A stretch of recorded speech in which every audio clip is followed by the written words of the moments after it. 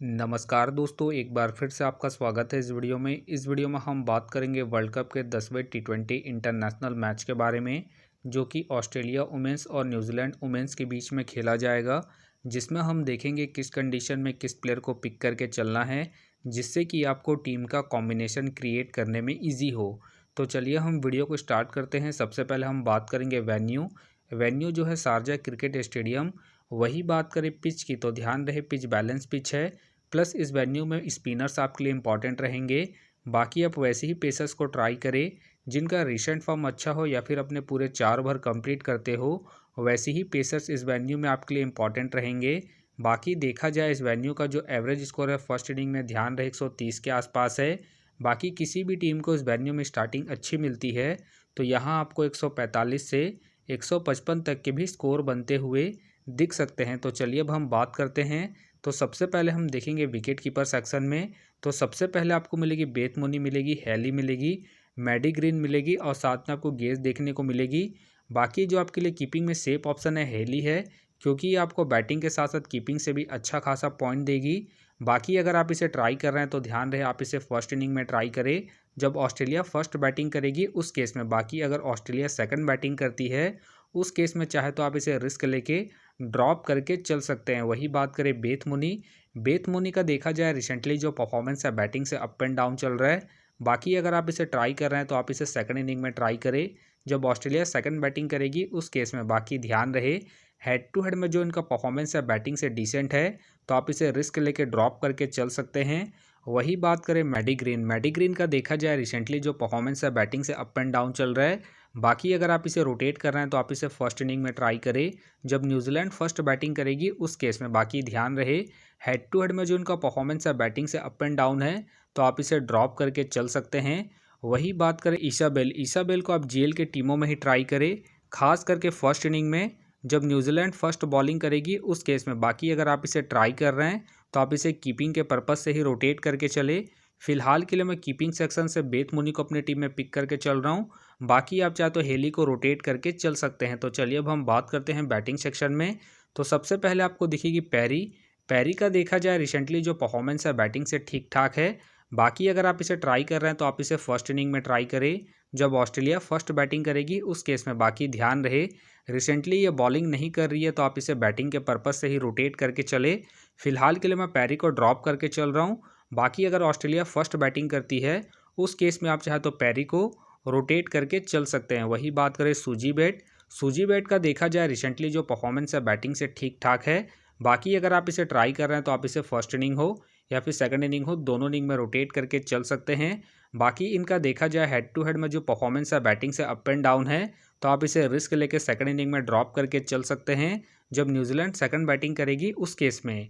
फिलहाल के लिए मैं सूजी बेट को इनके रिसेंट फॉर्म के आधार पर अपने टीम में एज ए प्लेयर पिक करके चलूँगा।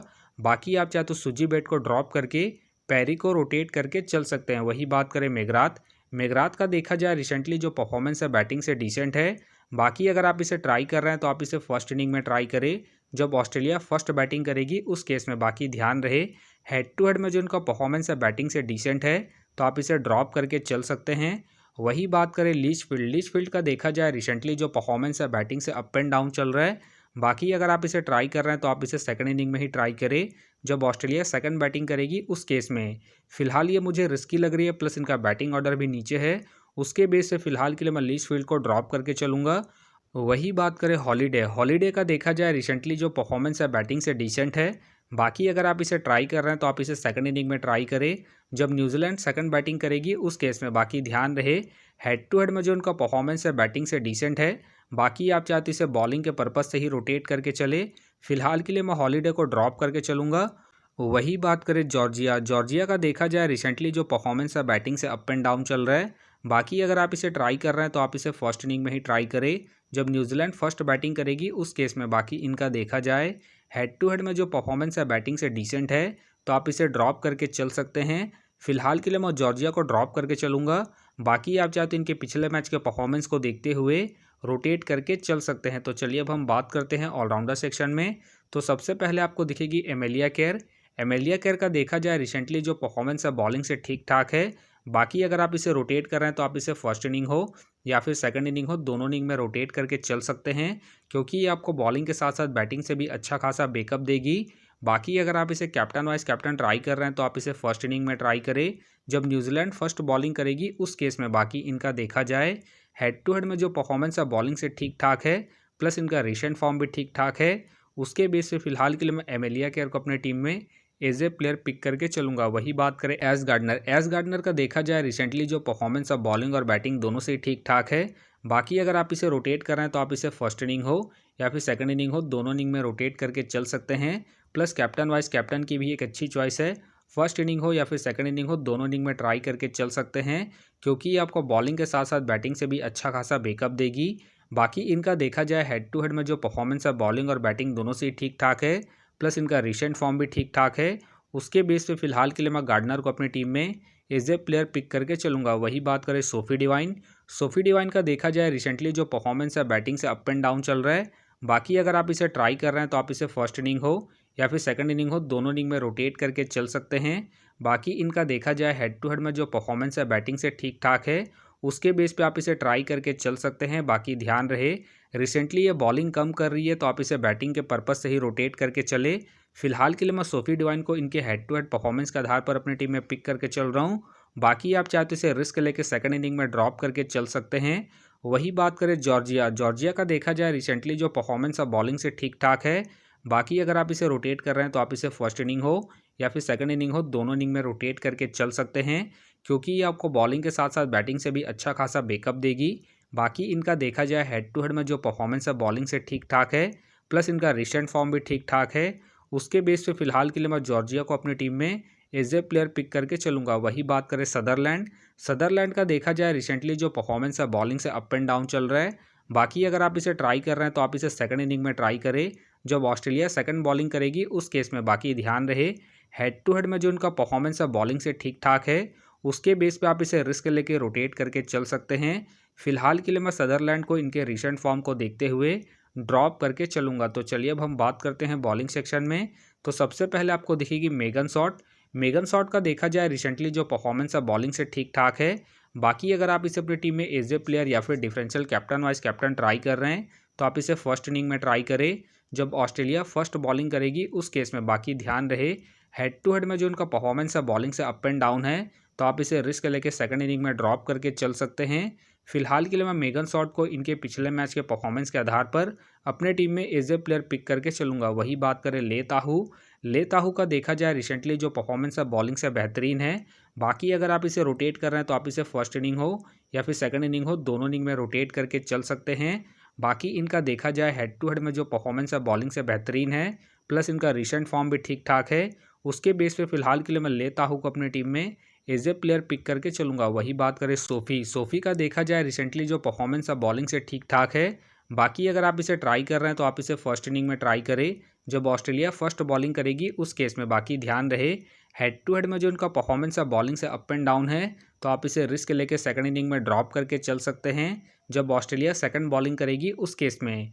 फिलहाल के लिए मैं सोफी को इनके रिसेंट फॉर्म के आधार पर अपने टीम में एज ए प्लेयर पिक करके चलूंगा। वही बात करें जेसी कर का देखा जाए रिसेंटली जो परफॉर्मेंस है बॉलिंग से डिसेंट है।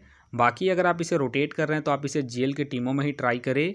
फिलहाल के लिए आप जेसी कर को ड्रॉप करके चल सकते हैं इनके रिसेंट फॉर्म को देखते हुए। वही बात करें जोनस के फिलहाल खेलने के चांसेस कम लग रहे हैं। वही बात करें कारसोन का देखा जाए रिसेंटली जो परफॉर्मेंस है बॉलिंग से अप एंड डाउन चल रहा है। बाकी अगर आप इसे रोटेट कर रहे हैं तो आप इसे सेकंड इनिंग में ट्राई करें, जब न्यूजीलैंड सेकंड बॉलिंग करेगी उस केस में। बाकी ध्यान रहे हेड टू हेड में जो उनका परफॉर्मेंस है बॉलिंग से अप एंड डाउन है, तो आप इसे रिस्क लेके ड्रॉप करके चल सकते हैं।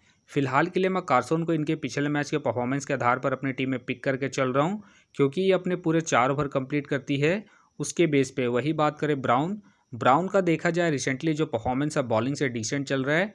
बाकी अगर आप इसे ट्राई कर रहे हैं तो आप इसे जेल के टीमों में ही ट्राई करें, खास करके सेकंड इनिंग में जब ऑस्ट्रेलिया सेकंड बॉलिंग करेगी उस केस में। फिलहाल के लिए मैं ब्राउन को ड्रॉप करके चल रहा हूँ इनके रिसेंट फॉर्म को देखते हुए। बाकी हो सके तो ये सारे बेंच प्लेयर होंगे। वही बात करें रोज का देखा जाए रिसेंटली जो परफॉर्मेंस है बॉलिंग से ठीक ठाक है।